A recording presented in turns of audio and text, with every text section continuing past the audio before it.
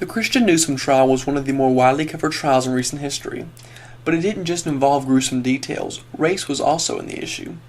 Was the media biased in any of their coverage, and did they handle it fairly? Student Alex Williams thinks the media did a fair job in assessing the trial.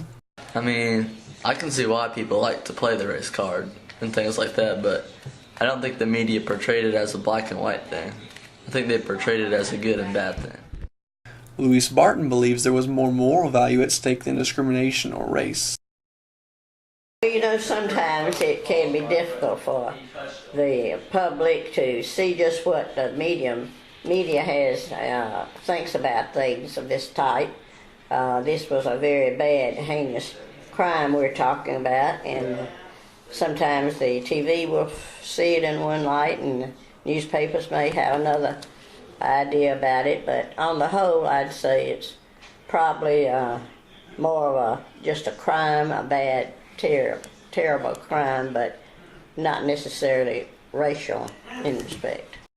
Jamie Satterfield reported on this specific trial, and the scope of its coverage transcended all others in her experience. Movement in this case we covered, and front page cover. And I had to do videos for the first time. I had to do Twitter and Facebook, and just it was massive, the effort we put into it.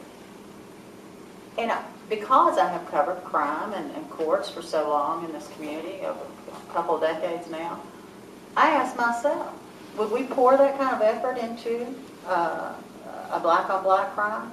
Would we? Do we?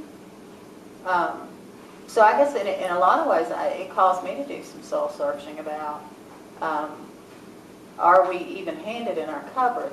My conclusion was that of all the cases I've covered, this was the worst.